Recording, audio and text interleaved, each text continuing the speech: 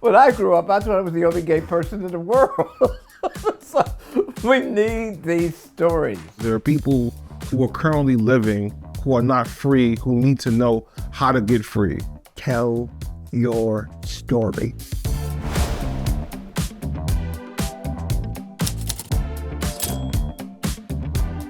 As I became older, I started to realize that I was developing a mantra that I was going to live by, which was, why not?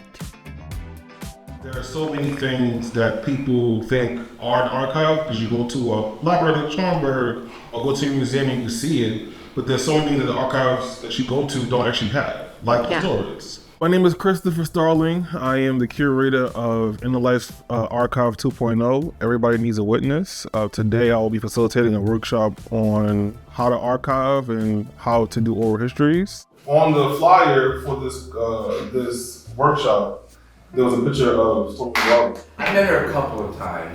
I don't know if it's true or not. They say she's the one who threw the first punch.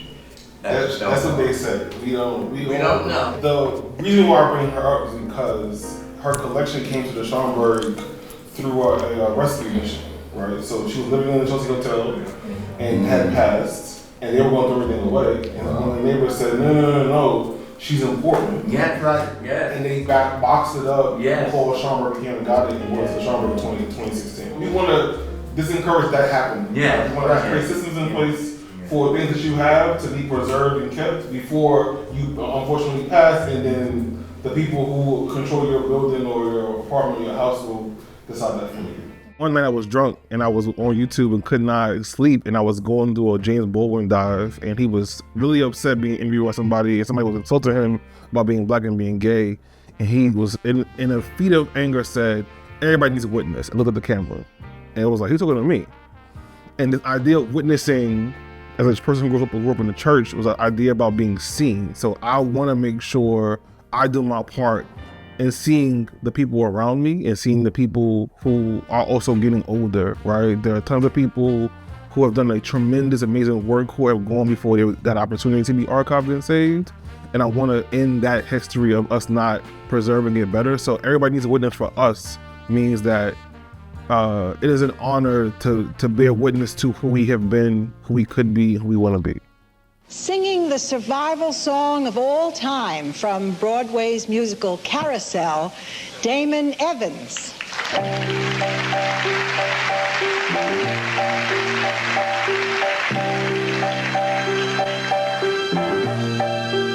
When you walk through a storm, hold your head up high and don't be afraid of the dark. My name is Damon Evans. I'm 75. I was born November the 24th, 1949. I've been involved with the performing arts all of my life. I'm an actor, and I was on a TV show called The Jeffersons, which just celebrated its 50th anniversary. And a couple of people have approached me about commemorative articles celebrating that. And I want to highlight the fact that Sherman Hemsley, the undisputed star of the show, was gay, and he was never in the closet. And when I bring this up, they say, "Oh, well, we can't talk about that. He's dead, and it's not what it..." Look, there wouldn't have been a Jeffersons without Sherman. In retrospect, he was my hero because he was out. I was in the closet.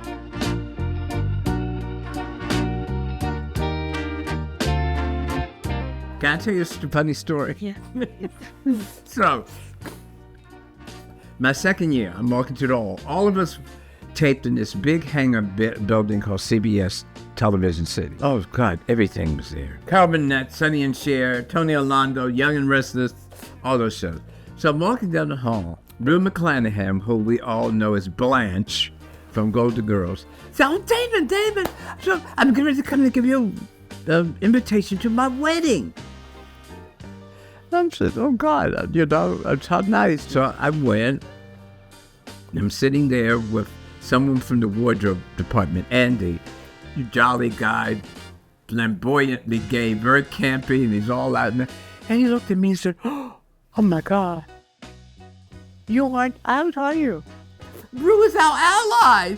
She's watching over you. You can let your hair down. So no, I was not out. I had taken to adapting being in the closet on camera and in public persona out into my everyday life. Sherman was never like that. Sherman brought his boyfriend to the tapings. It's impossible for you to celebrate this Jeffersons without acknowledging Sherman Hemsley. You did not honor him in the lifetime when he should have gotten it, and you had your reasons, race, homophobia, and the fact that he was who he was. So yes, attention must be paid now, and I'm angry.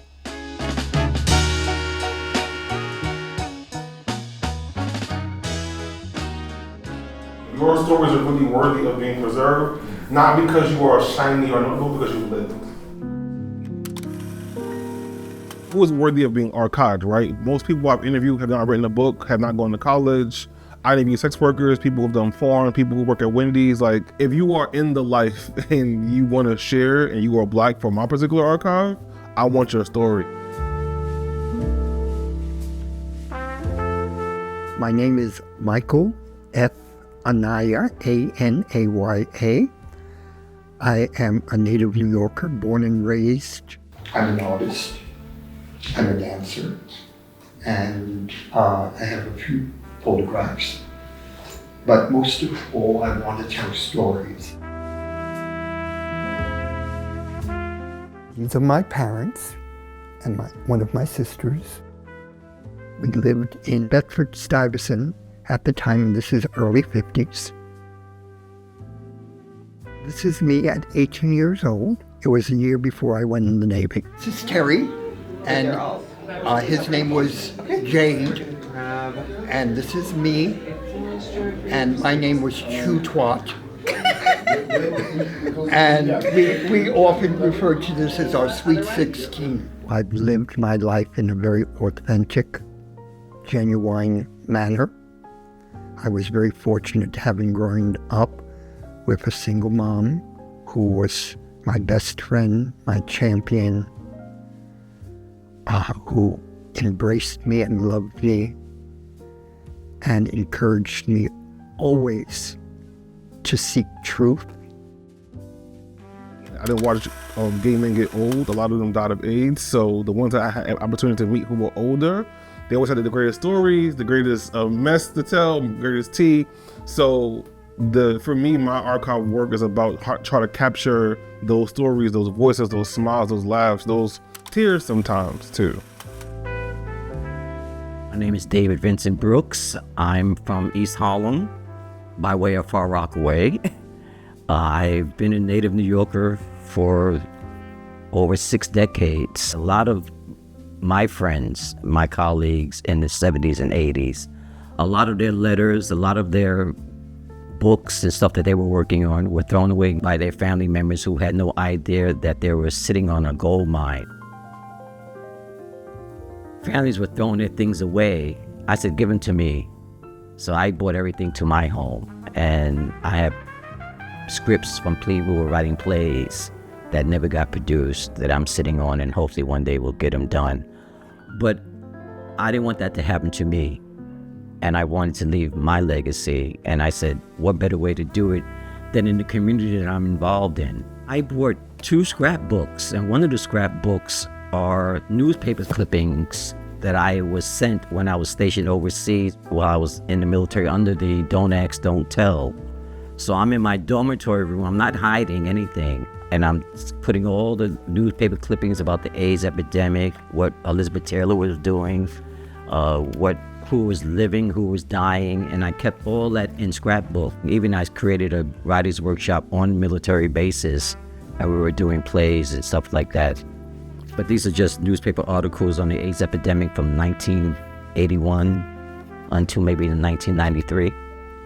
And all the newspaper articles and what was going on and what wasn't happening.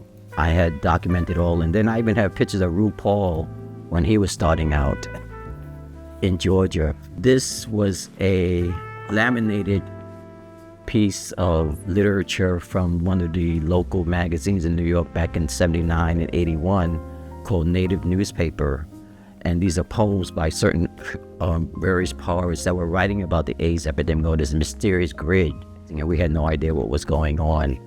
And of course, we all know that Ronald Reagan's administration didn't say anything for the first 10 years.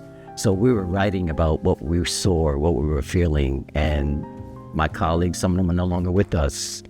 And so I keep this as a momentum for me that I am one of the survivors.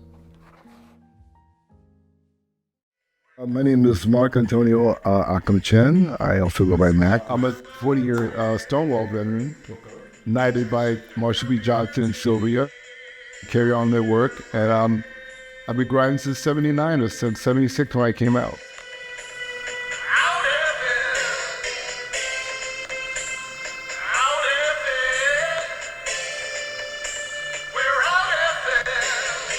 It is the intro to our radio show called Out FM on WBAI. It was written by my late partner, who was a composer. And we also had a cable show called Max Wayman News on Time Warner Cable on public access.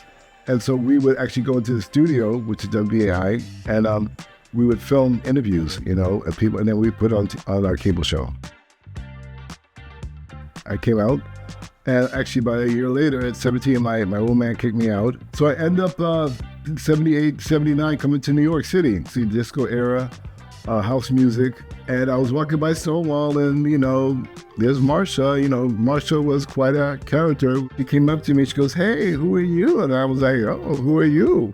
And she said, I'm Marsha P. Johnson. I'm the mother of Christopher Street. This is 79. And I said, "Okay, mother." So we would, whenever I saw her, I was like, "Hey, Marsha, hey, Sylvia." We basically walked from Christopher Street, the one train, and walked down the piers. The community was kind of closed because of the outside threats. Unfortunately, AIDS came along, and the whole community went back in the closet because we were blamed for that. So I just decided that I wanted to make sure that our love was respected and that we had the full rights and freedom of everyone else. So I basically use the media for advocacy and to promote issues of that. I think it's important for queer archives to exist because there isn't a lot of ephemera, a lot of tangible things we can touch and feel that tell a story about who we were, right? There are a lot of things around HIV and AIDS, a lot of things around how we've died, but not how we lived. And I hope that the elders know that their relationships, their lovers, their friends, their laughter, the way they held dinners and had drinks, those things are important to us because there are people who are my age and younger who don't know how to do it. They don't know how to build connection, build community, build framework. And a lot of the clubs, a lot of the things that existed 40, 50 years ago when they were in their 20s and 30s are no longer here. So that history lives on with them. That history lives on in their memory, in their voices, in their photographs, in their friends. So the hope is that if we empower them to share, it'll get easier on the younger people to just do their thing. Don't get me wrong. The young people have something to teach us. See, it's not a one-way street. When I see young people up there doing what I could not or didn't have the courage to do, I admit, I said, oh my God, maybe what I went through meant something.